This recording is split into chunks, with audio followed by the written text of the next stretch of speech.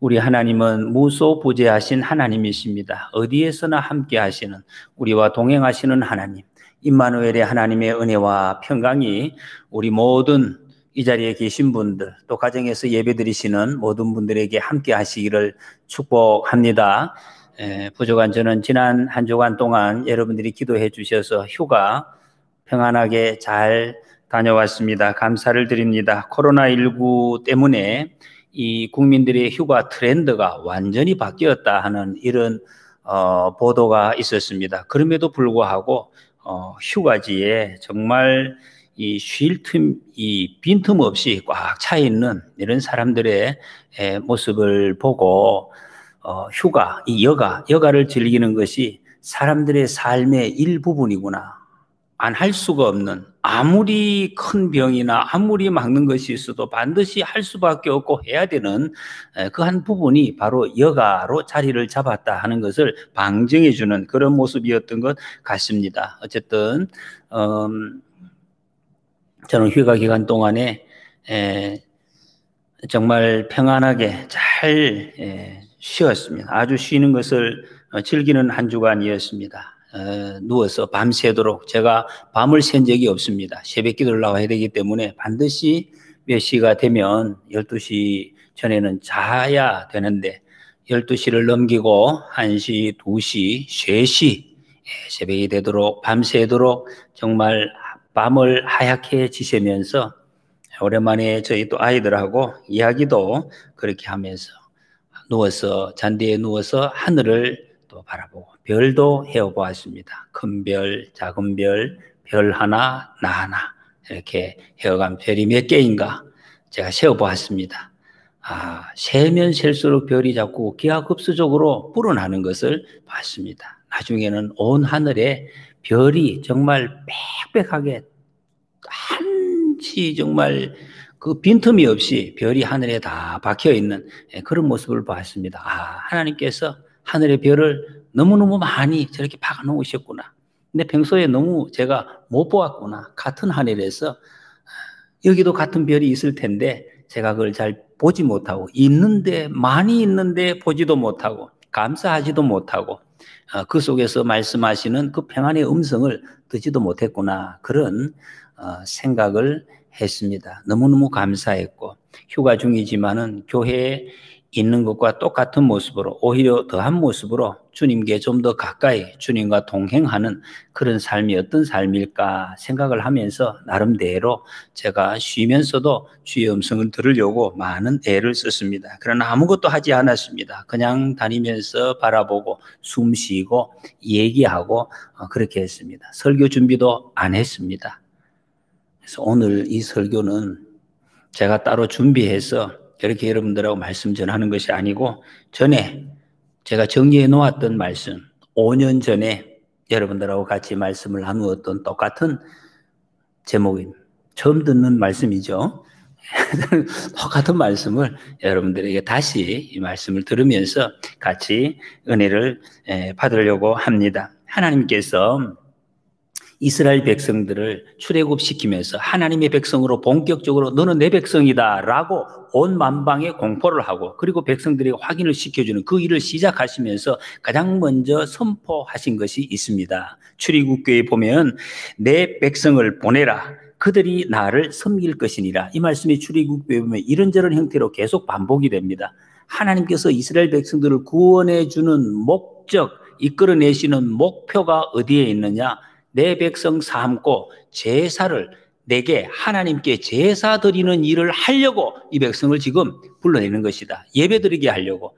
하나님의 백성의 삶의 목표, 목적은 바로 예배다 하는 것을 계속 강조하고 있는 것입니다. 여기 섬길 것이니라, 섬긴다는 것은 예배한다, 이런 뜻이 있습니다. 하나님의 백성의 핵심적인 삶의 모습은 제사다, 예배다 하는 것입니다. 그래서 여러분, 예배드리는 것은 어떤 제도가 아닙니다. 이렇게 드리는 그런 것이 아니에요. 하나님 앞에 드리는, 하나님의 백성의 삶 자체, 삶의 일부, 어떻게 보면 삶의 전부, 삶의 문제가 바로 예배의 문제다, 이런 말씀입니다.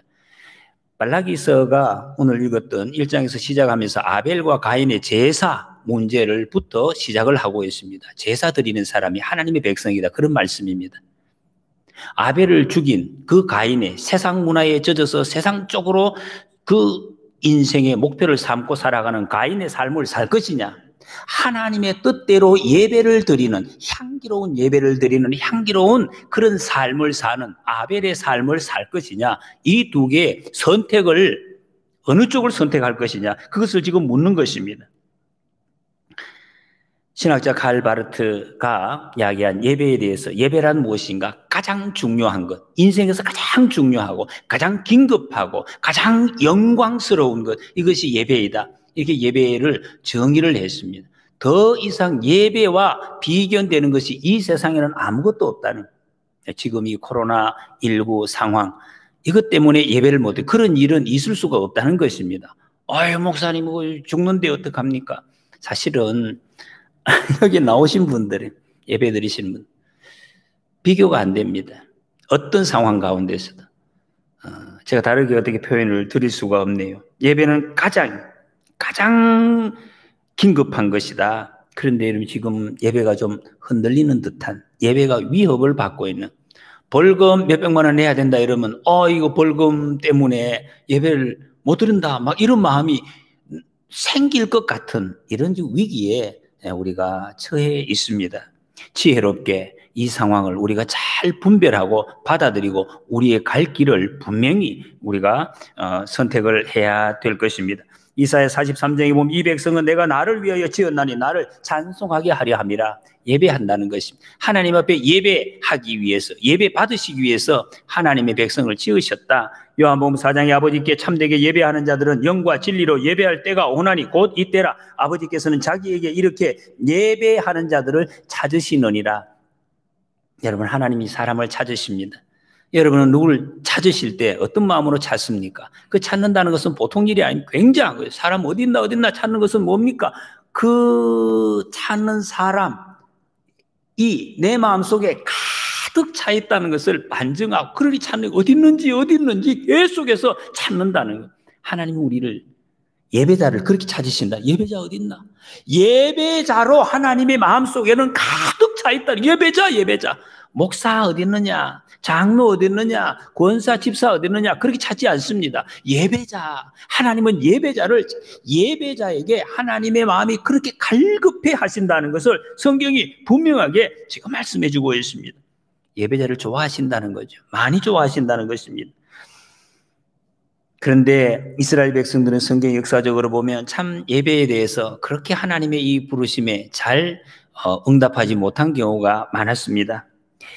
오늘 여기 말라기에서 하나님의 백성을 지금 진단을 합니다. 진단을 하면서 또 회복을 말씀하십니다. 이스라엘 백성이 하나님의 말씀을 안 들은 거죠. 그래서 벌 받아서 포로로 갔습니다. 70년 포로에 돌아왔습니다. 이제 지금 돌아오고 난 뒤에 기록된 말씀이 말라기 말씀이에요. 돌아와서 성전도 지었습니다. 하나님의 은혜에 감격했습니다. 얼마나 눈물을 흘리면서 감격을 했습니까? 그런데 그것도 잠시였어요. 성전을 지었는데 굉장히 또 우리하고 뭔가 비슷한, 성전을 지었어요. 예배당을 지었어요. 너무 감동했어요. 근데 이 감동이 점점 식어져서 그 예배를 제대로 못 드리게 되었다는 것입니다. 예배가 제도가 되었다는 거예요. 습관이에요. 예배는 하나님 앞에 드리는 그야말로 예배인데, 이 예배가 뭐 오늘 예배 드렸지, 11시 예배 드렸네, 이렇게 되었다는 것입니다. 그 예배 드린 게 아니냐. 근데 하나님께서 거기에 대해서 많은 지금 심판의 말씀을 주고 있습니다. 메시아 그 약속이 눈앞에서 빨리 이루어지지 않으니까 이렇게 되었다, 나태해졌다는 것입니다. 제사를 드리는데 더러운 떡을 드리고 눈먼 희생, 저는 것, 병든 것을 갖다 바쳤다. 그래서 이스라엘 백성들이, 여러분, 바치기는 바쳤죠. 물건을 가져왔는데 나에 드렸지 이런다는 거예요. 근데 하나님이 그거 저는 것, 병든 것, 쓸데없는 것이라는 거예요. 내게 쓸모없는 것, 이게 하나님이나 한번 받아보세요. 이렇게 참 어떻게 입에 담을 수 없는 이런 표현을 이스라엘 백성들이 했다. 11조를 도둑질했다 그랬습니다. 온전한 11조를 못 드렸다는 거예요. 일부. 그건 11조가 아니다. 그리고 하는 말이, 우리가 언제 주를 멸시하고 더럽혔습니까? 언제 주님의 것을 도둑질했습니까? 다 했잖아요. 이렇게 또 잘못했으면 하나님 잘못했습니다. 그러면 되는데 그걸 또 온전하게 했다고요. 나 11시 예배 드렸지요. 집에서 내가 드렸잖아요. 그냥 이렇게. 어느 11조 내가 저거 냈잖아요. 이렇게. 마음에도 없는 예배를 드리고 나서 제대로 된 예배자다 이렇게 주장을 하고 있는 이 이스라엘 백성들에게 하나님은 심한 책망을 하십니다. 마음이 타락하니까 제사를 예배를 제도로 생각했다는 거예요. 시간 정해놓고 옷 입고 나와서 앉아있으면 예배다 이렇게 생각했다는 거예요. 하나님은 그거 싫어하신다 그랬어요. 거짓 예물, 잘못된 예배, 실정을 느끼신다. 그래서 주님이 하신 말씀이 아주 무시무시한 말씀을 하십니다. 차라리 성전 문을 닫았으면 좋겠다 그렇게 말씀하십니다. 문 닫아서 아무도 못 들어오게, 그거 못 가져오게, 아예 가져오는 걸 갖다 막아버리겠다.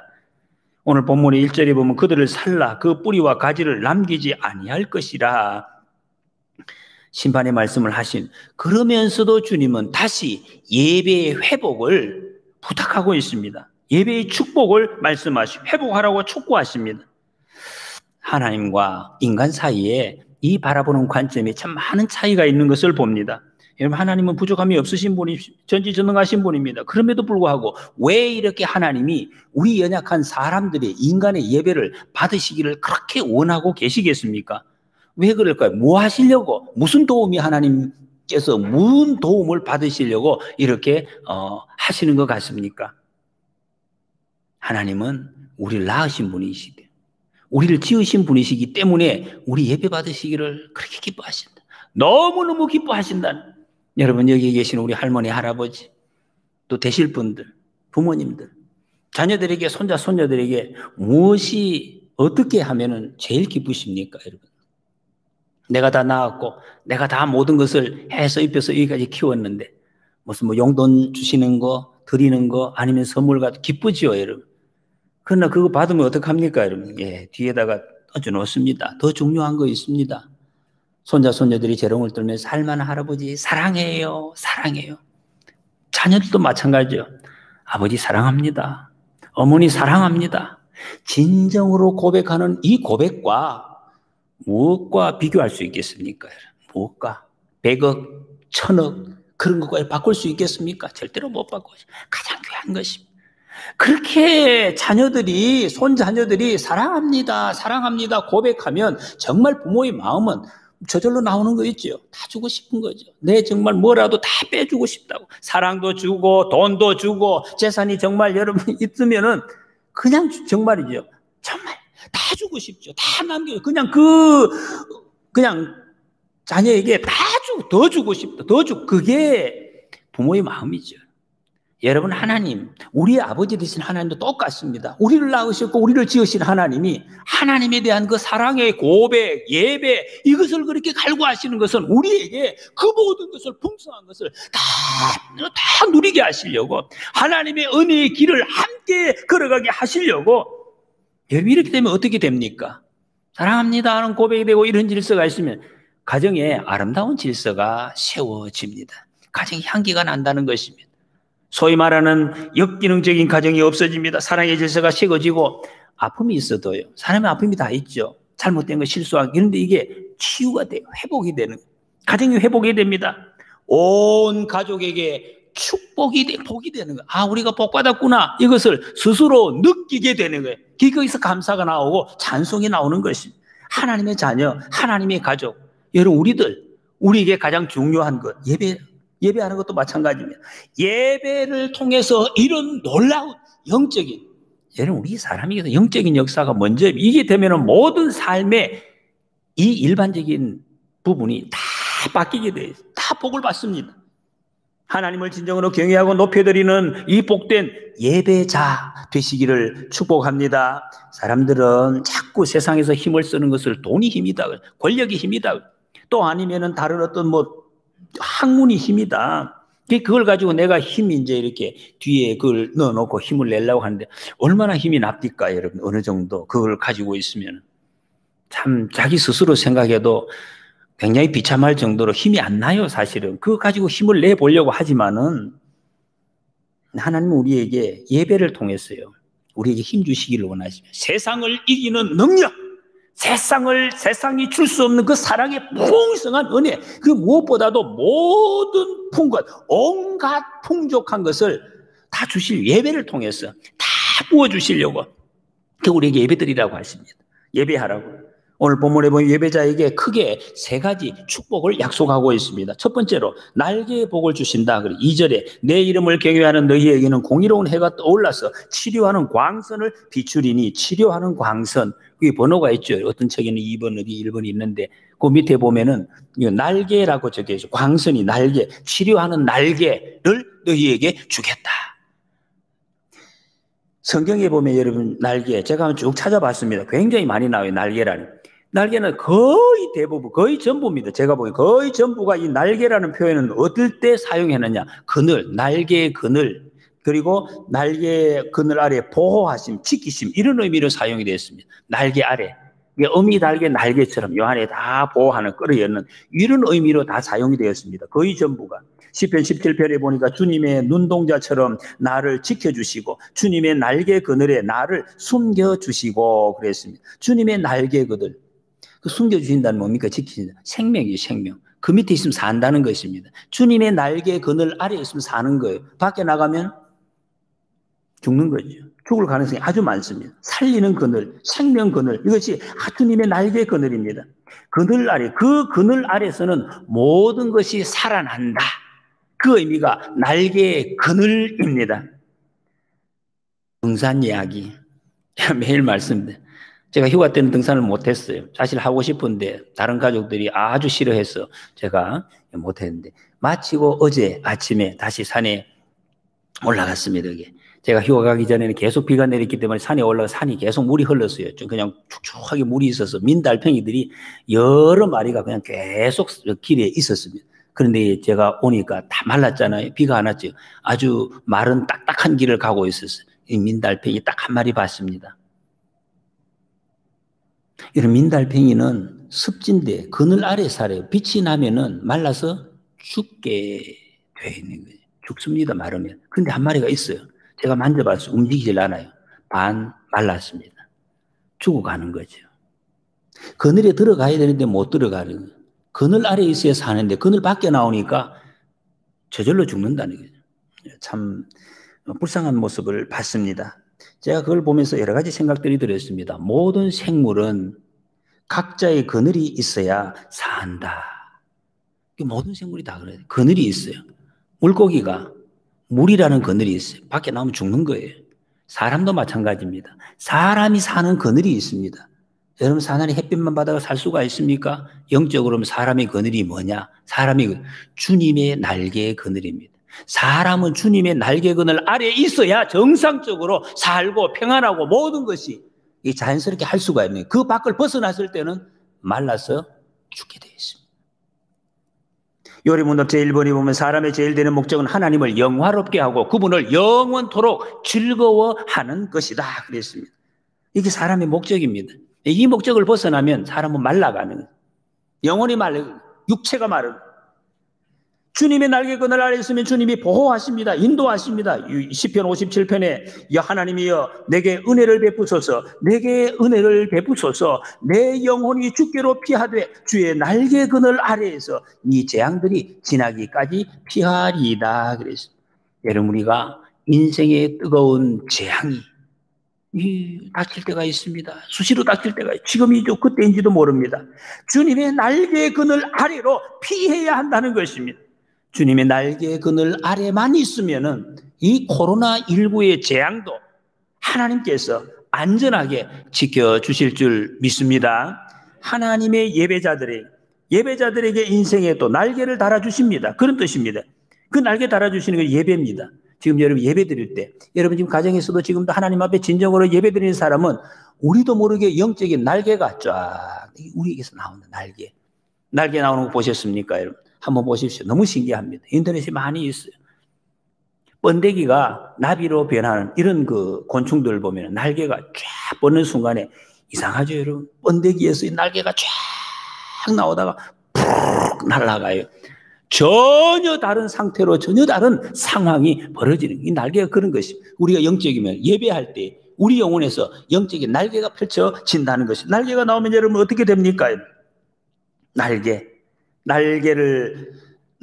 달고 날아가는 인생의 모든 아픔, 괴로움이 다 씻은 듯이 없어진다. 치유가 된다. 모든 것이 벗어나고 치유받고 회복되는 새로운 삶으로 비상하게 되는 이런 역사가 예배를 통해서 나타나는 것이 이사야 40장 31절에 오직 여호와를 앙망하는 자는 새 힘을 얻으리니 독수리가 날개치며 올라감 같을 것이요 다른 박질하여도 곤배하지 아니하겠고 걸어가도 피곤하지 아니하리라. 앙망하는 자, 하나님을 우러러보는 사람, 예배하는 자에게 독수리 날개, 참새 날개가 아닙니다. 독수리 날개, 양들도 잡아채서 하늘로 끌고 가는 강력한 날개, 그것이 날개를 붙여주게 독수리가 된다. 독수리가 된다.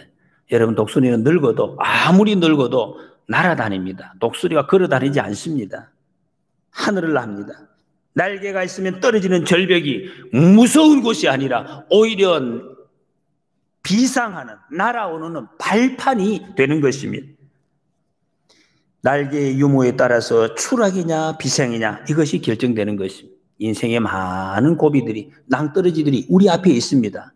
그때에 날개가 없으면 추락하는 것이, 날개 있으면 비상하는 것입니다. 여러분, 예배를 통해서 우리의 영혼의 날개가 뻗어나와서 하늘 높이 훨훨 나르는 비상하는 우리 인생이 되시기를 축복합니다. 치료하는 광선 그랬습니다. 치료하는 날개. 주님의 날개 아래 들어가면 치료가 일어나는 것이, 치료가 일어나는, 우리가 여러분 환자를 위해서 기도할 때 이런 날개의 역사가 나타나는 것입니다. 높은 곳 절벽에서 뛰면 다 떨어져 죽습니다. 다 떨어지잖아요. 이 세상에 있는, 지구상에 있는 모든 질량을 가진 물체는 위에서 아래로 떨어지게 되어 있습니다. 이제 법칙을 발견하지 않았습니까? 만유인력의 법칙이라고. 다 지구상의 인력 때문에 떨어지게 되어 있습니다. 그런데 떨어지지 않는 경우가 있습니다. 높은 곳에 떨어져도. 어떤 경우냐? 날개가 있고. 여기 질량이 아무리 무거워도 날개가 거기에 붙을 경우에는 전혀 다른 법칙이 작용을 한다는 것입니다. 만유인력의 법칙이 있지만 이것을 능가하는 법칙, 이게 바로 공기역학의 법칙이라는 것입니다. 이 법칙이 적용이 되면은 땅에 떨어지지 않습니다. 오히려 날아오릅니다. 평안하게 즐길 수가 있다는 것. 똑같이 병에 걸렸습니다. 암에 걸릴 수도 있고 몸이 아픕니다. 그런데 기도하는 사람, 예배하는 사람은 다른 사람들이 아프고 쓰러지는 그 원리의 법칙에 적용되지 않는다는 것이, 왜? 하나님의 날개의 법칙이 우선적으로 작동하기 때문이다. 이걸 여러분 우리는 기적이라고 합니다. 기도해서 병 나았다면 하나님의 원리가 여기서 작동하기 때문에 날개의 원리입니다. 치료하는 원리입니다. 그래서 기도하면 낫는 것입니다. 하나님이 낫게 해주시는 것, 치료해 주시는 것. 할렐루야. 지금 어느 곳에서 예배하시든지 함께 하시는 하나님 앞에 영과 진리로 예배 드리심으로 이 권세를 누리시기를 축복합니다. 두 번째 주시는 축복이 춤추는 권세입니다. 2절에 보면 너희가 나가서 외양간에서 나온 송아지같이 뛰리라 그랬습니다. 송아지. 여러분 생생한 표현 아닙니까? 금방 나온 송아지, 금방 뱃속에서 나오면은 정말로 한 번도 걸어본 적이 없잖아요. 뛰어본 적이 없잖아요. 그런데 이게 막 몇 번 어미소가 이렇게 빨고 닦아주면은 금방 비틀비틀 하다가 턱 서요. 근데 살살 걷지 않아요. 송아지는 부덕부덕부덕 뛰어가요. 온 마당을 이렇게 뛰어다닙니다. 왜? 본래 하나님이 주신 그 속성이 깨어났다. 이게 깨어난 거. 원래 없는 게 아니에요. 원래 뛰는 속성을 자기도 깨닫게 되고, 이게 뭐냐 싶어서 펄떡펄떡 뛰는 거예요. 너무 기뻐서 계속해서 뛰는 거예요. 기쁨의 본성이 깨어났다. 그런 말씀. 뛰는 것이 이 본성입니다. 강아지는. 송아지는. 성도가 예배할 때 이렇게 뛰게 된다는 것입니다. 왜 뜁니까, 여러분? 우리 몸속에, 여러분 사람의 몸속에는 다 그 하나님이 주신 본능이 있는데 그 기쁨의 본능이에요. 이 기쁨을 세상의 죄악 때문에, 여러 가지 세상의 이 아픔들 때문에 다 감추어져요. 안 기쁩니다. 다 이렇게 다 기쁨이 다 잠겨져 있어. 그 기쁨의 본성이 깨어나. 이게 여러분 기뻐하는 것은 우리 다 같이 기뻐합시다. 이래가지고 기뻐하는 건 아니죠. 그리고 억지로라도 그렇게 이제 깨우려고 이제 운동을 하는 또 그런 경우도 있지만은, 그러나 그것이 저절로 기뻐질 때에 뛰지 않을 수 없게 된다는 것이, 뛰지 않을 수, 큰 기쁨에. 제게도 큰 어떤 그런 작은 경험이 있습니다. 제가 정말 실제로 느꼈던 거.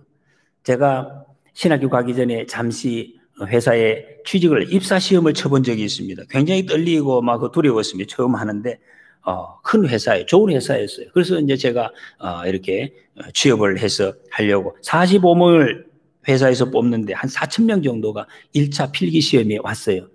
제가 정말 시험 치러 들어가면서 이거 뭐 시험을 안 치고 싶었어요. 정말로 하루를 낭비하는 게 너무 아깝다는 생각. 반드시 떨어질 거기 때문에 저는 지방에서 대학을 나와서 서울에는 참 엄청난 대학에서 사람들이 많이 왔습니다.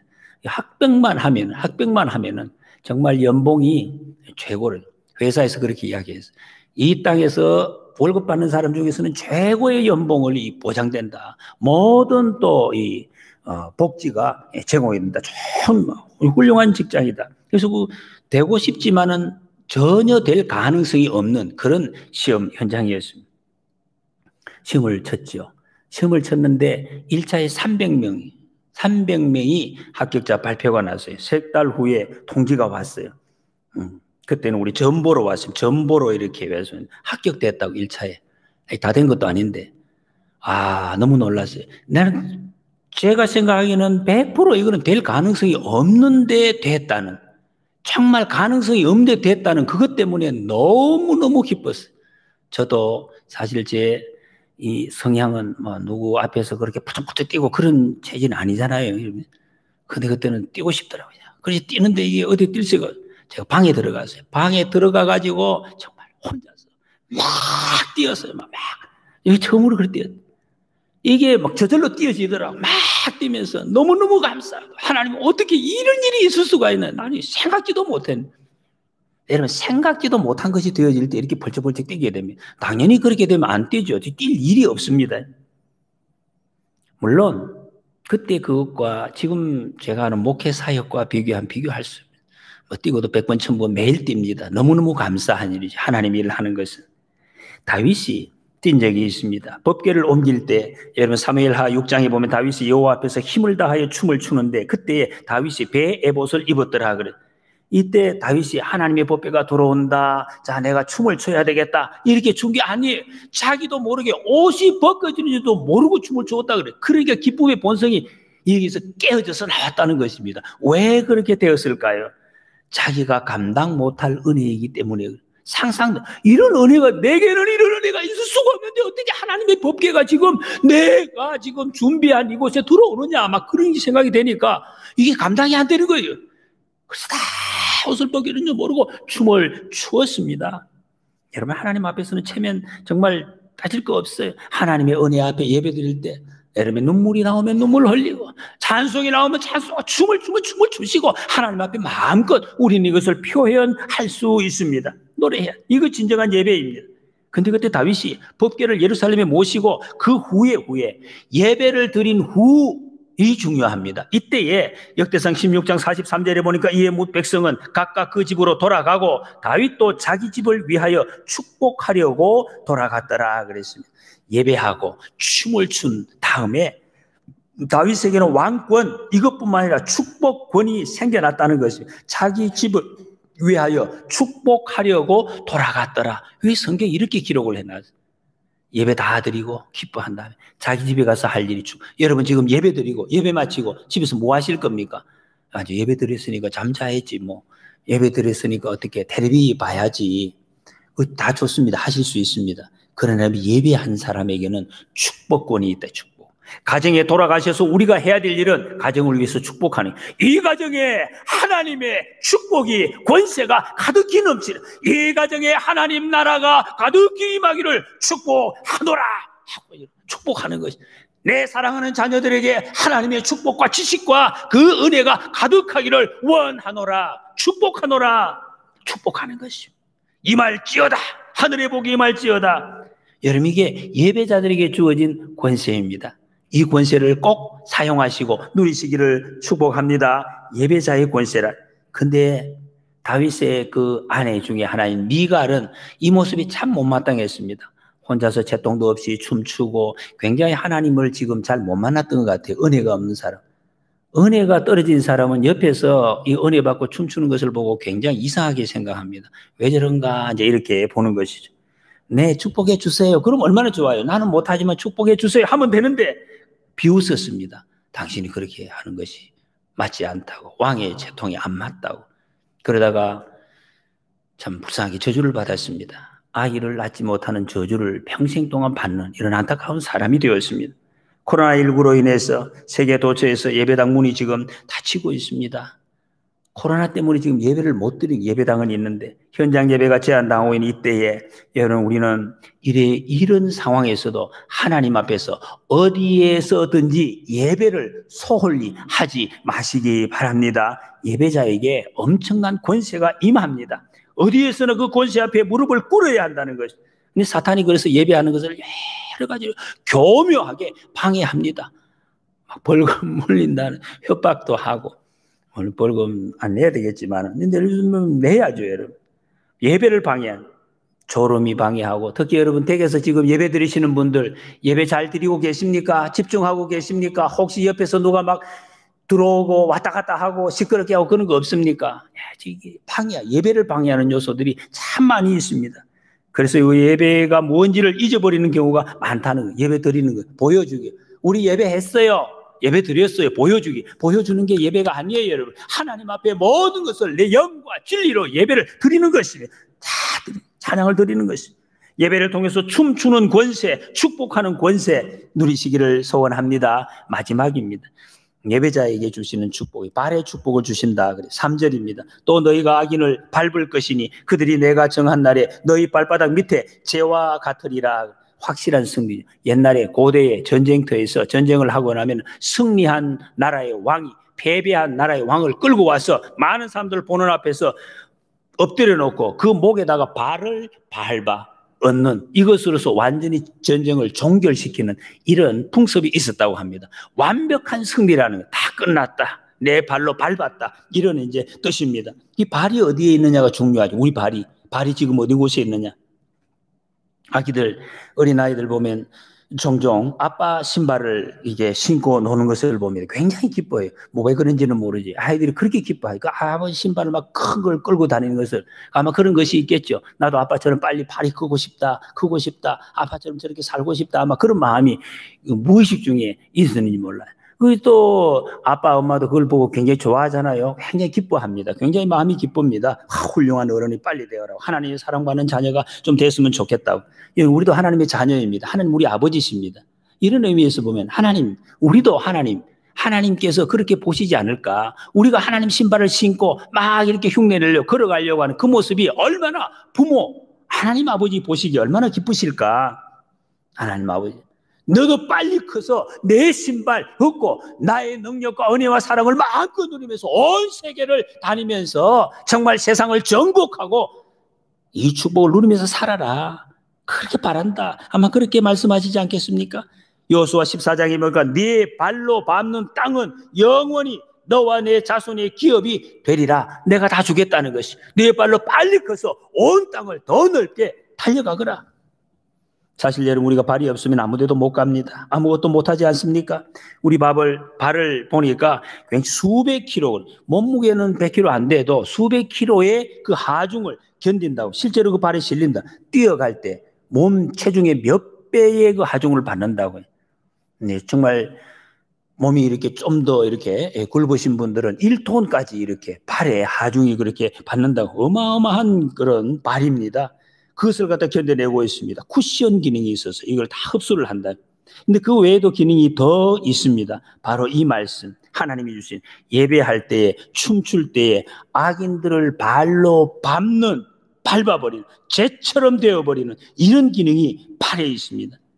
여러분, 우리가 예배드리는 우리들, 세상의 악인들을 두려워하지 마시기 바랍니다. 우리를 협박하고 우리를 막 무시하는 그 악인들 두려워하지 마시기 바랍니다. 예배자의 발에 악인을 밟아버리는 기능을 하나님께서 주셨습니다. 하박국 3장에 보면 주 여호와는 나의 힘이시라. 나의 발을 사슴과 같게 하사 나를 나의 높은 곳으로 다니게 하시리로다. 하나님께서 사슴발과 달려갈 수 높은 곳에 세우시겠다.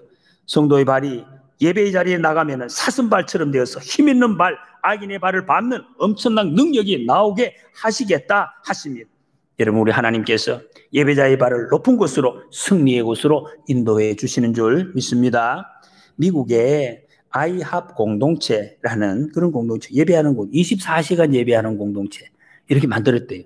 12개의 찬양팀을 만들어서 돌아가면서 계속해서 찬양을 하면서 24시간을 예배하는, 우리 한국에도 24시간 붙어 있는 게 많습니다. 24시간 콩나물국밥, 24시간 무슨 찜질방 이런 것들이 있는데, 정말 우리가 하나님 앞에서 24시간 예배할 수 있는 그런 교회가 되면 얼마나 좋겠습니까?